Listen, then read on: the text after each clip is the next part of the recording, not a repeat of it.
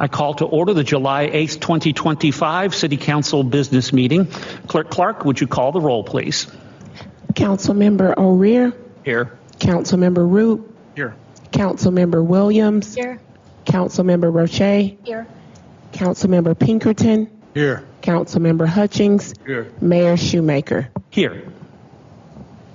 Please rise as you are able and join in the Pledge of Allegiance. I pledge allegiance to the flag of the United States of America and to the republic for which it stands, one nation under God, indivisible, with liberty and justice for all.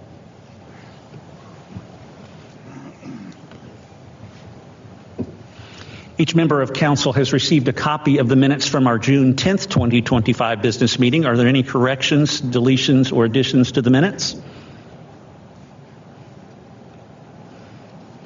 Councilmember O'Rear, did you want to correct the correction from the previous minutes? Yes, the correction I made in the last meeting was and I can't pull it from here, but it had listed myself twice as voting no on something, and Councilmember Roop as once. It should have been Councilmember O'Rear, Roop, and Pinkerton had voted that way. Right. Thank you. Did you get that, Clerk Clark? So we're talking about the May business meeting, correction to the May business meeting minutes. Okay. Since there are no corrections or changes to the June 10th meeting minutes, those minutes will stand approved as written. Item 5 is citizen comments. We had no one enrolled to speak this evening. Item 6, business. 6A, second reading of Ordinance O-2025-03, Development Agreement for Burdette North Redevelopment. Administrator Coker, will you summarize, please? Yes, sir. What you have before you is a document that you have seen a couple of times already, both the Committee of the Whole and first reading. There are a couple of substantive changes that I'd like to note. Two of them, or actually they're both on page 4 under 6, city commitments. And you can see there's new text in purple and underlined. The first one is under B, streetscape improvements. The new text says the city agrees to use its reasonable best efforts to complete the streetscape and other public improvements, etc. And then below that, under C, undergrounding utilities, you see the same phrase, use its reasonable best efforts. And so as part of this effort, I've had meetings with key staff and with representatives of Duke Energy, and as it turns out, the railroad company is going to have some say in terms of utilities that are undergrounded, in particular beneath their right of way. And so as the city, we can't guarantee that this will take place. It does require decision from another body. So this was language that was recommended to us by our attorney. Thank you. A motion is in order. Councilmember Roche. Mayor, I move that council approve second reading of Ordinance O-2025-05, Development Agreement for Burdette North Redevelopment. I have a motion from Councilmember Roche with a second from Councilmember Hutchings. Discussion?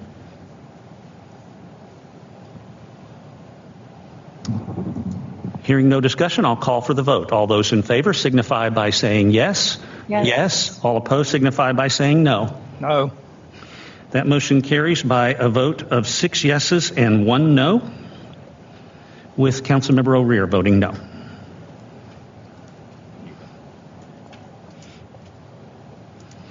Item 6B, second reading of Ordinance O-2025-03, sale of city-owned property.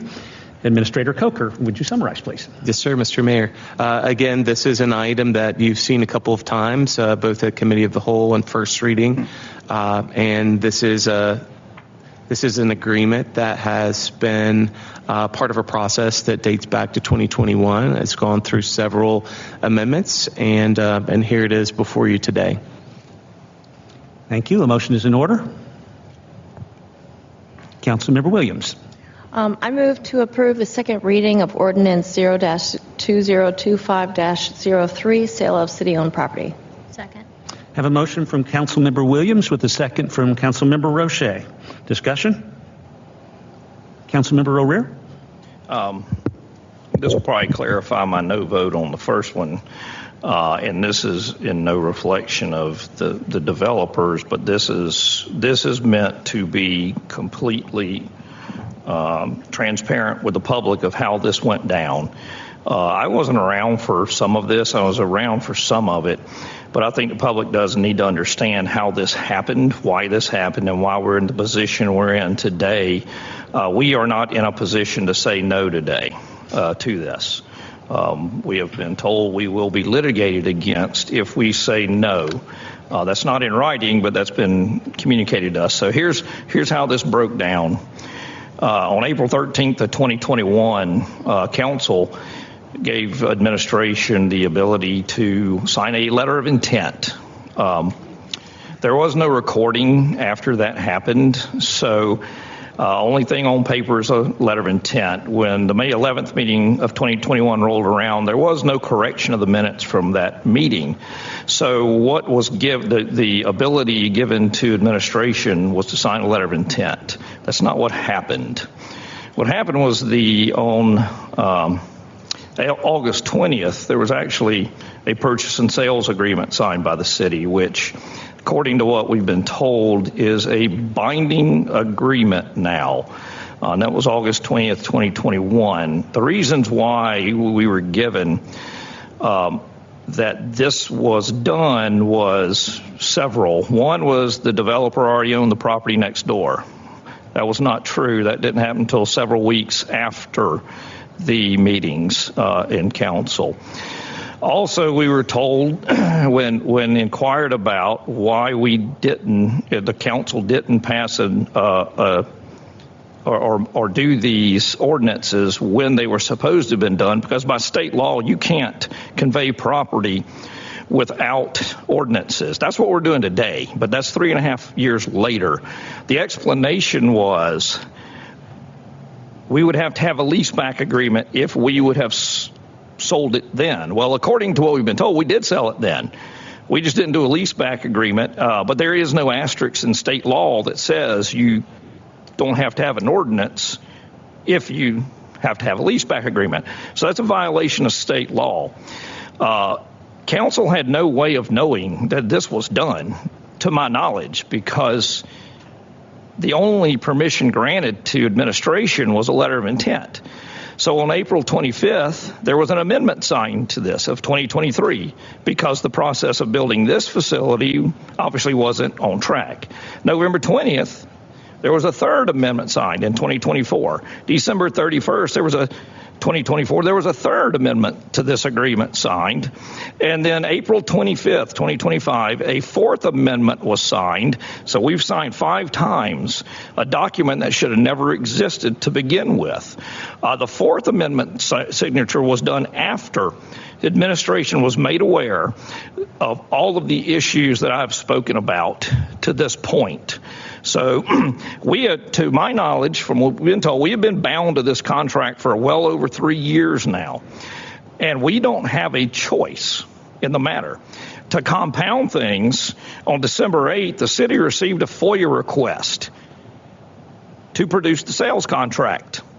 The FOIA request was denied 4 days later, stating a proposed sale or purchase of property. This was not a proposed sale. It's our understanding that this property has been sold for years. So we violated FOIA laws by not producing the sales documents. At that point, there was a sales document and 4 amendments. So that's why we are where we're at today. We're where we're at today because 4 of us are going to have to say yes up here to avoid litigation because of the wrongdoing of administration over 3 years ago. I will not participate in allow. I'm just not going to vote for something that should have never happened. This should have been a letter of intent. This property could have been, and if we'd had a letter of intent, the property could have been sold and transacted at the date or around the date when we moved into this place. It didn't have to be sold 3 years in advance. We had no bidders. We had one. We'll never know. The taxpayers of Simpsonville will never know how much value is in that property. We didn't have anyone bidding on it. So in other words, I will not vote no for those reasons. I cannot vote no in good conscience when the city's half of participation in this is not legal and proper. Thanks for hearing me out. Councilmember Pinkerton. Did you call me? I'm sorry. I vote yes. Yeah. Yes, sir. Thank you. I do look forward to development of this property. I think in the long run, this is going to be a good thing. Not only from the cash sale, but the future tax revenues that we'll see from it. So in the future, I'd like to see this develop. However, in short, I cannot vote yes for it either, basically because of the way it was brought forth. It does require by state law and our own ordinances that you can't convey property without an ordinance in advance allowing that to happen. And in this case, it did not happen that way. So I would be a no vote. Council?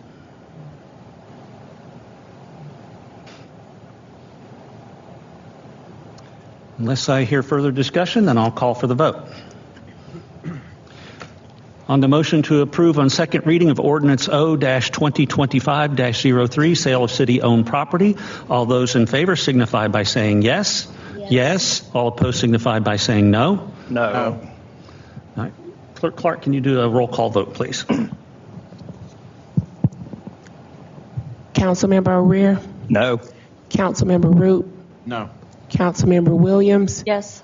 Councilmember Roche, Yes. Councilmember Pinkerton, No. Councilmember Hutchings, Yes.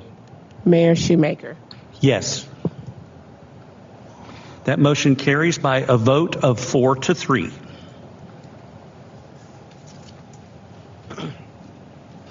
Item 6C, second reading of Ordinance O-2025-06, land lease agreement. Administrator Coker, would you summarize, please? Yes, sir, Mayor. What you have before you is a 50-year land lease agreement between the city of Simpsonville and the county of Greenville. It's specifically concerning the property immediately to our east, which contains the city court and the county magistrate court. We've seen this at committee of the whole in first reading. Okay. Thank you. A motion is in order. Councilmember Roche. Mayor, I move that council approve second reading of Ordinance O-2025-06, land lease agreement. Second. I have a motion from Councilmember Roche with a second from Councilmember O'Rear. Discussion? Hearing none, I'll call for the vote. All those in favor signify by saying yes. Yes. All opposed signify by saying no. That motion carries by a vote of 7-0. Item 6D, second reading of Ordinance O-2025-07, Enactment of Ordinances. Councilmember Pinkerton. Yes, sir. Thank you. Again, the reason why I brought this up to add this section into the ordinances was to put some guidelines on where we, council and I think citizens as well, want to make sure that our ordinances are being codified in a reasonable time frame. It wasn't to bring out anybody's faults or cause any problems. And again, it's you may consider it a law, but yes, our whole ordinances are laws which we should follow and abide by. So again, I think this is just a good common sense approach to putting some guidelines forth, especially we have a new administrator giving him some guidelines as to what our expectations are on ordinances. So, Council, I move to approve the second reading of Ordinances O-2025-07, Enactment of Ordinances. Second. I have a motion from Councilmember Pinkerton with a second from Councilmember O'Rear. Discussion? Councilmember Roche. I believe during the last meeting, or maybe before the last meeting, we were told that the codifying agency actually only codifies every quarterly, so every 3 months. So I had thought that the language within 10 business days, excluding holidays, would have been updated in this. It hasn't been. I'll still vote for it, but just want to put that out there that it may not happen within 10 days because that part is out of our control. Can I make a clarification? Councilmember Pinkerton, yeah. Yeah, I think, and maybe Ashley can help out here, but this would require that our administration send it to the codifier, but they probably only do theirs once a quarter. Okay. So that's where the quarter came into play. Thank you. The wording says to be submitted, not necessarily codified within 10 For days. codification. Submitted within 10 days. Councilmember O'Rear? Yeah, I agree with this because, and I know why there would be confusion about what we just spoke about, but it's we don't know when in the quarter they may codify things. So I think if we have our own set of guidelines, being 10 days, when we get it in, it's all we can control. We can't control when they codify it, but they say they codify quarterly. So we could get it in one day and it could be codified the next, depending on how they move. But we can't control that part, but we can control this part. And I think 10 days is good. That way everything is turning and being submitted and being codified for not just for our benefit, but for public benefit to be able to see everything that's updated. So I do agree with this. Councilmember Hutchings.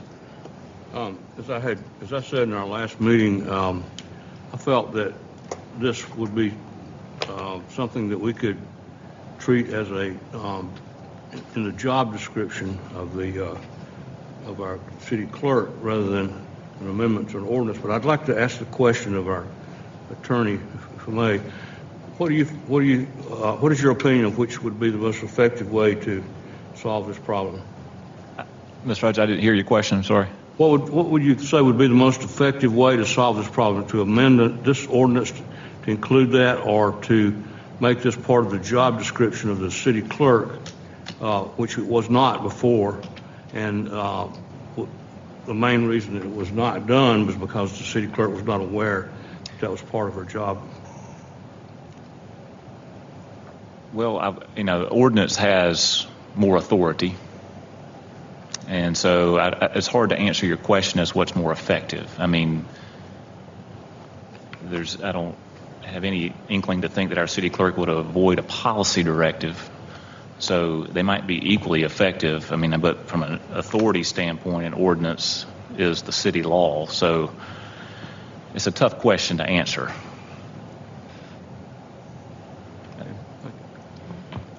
Any further discussion? Call for the vote. All those in favor of approval on second reading of Ordinance O-2025-07, Enactment of Ordinances, signify by saying yes. Yes. All opposed signify by saying no. No. That motion carries by a vote of 6-1, with the mayor voting no. This concludes all of our business for this evening. If there are no objections, we will stand adjourned.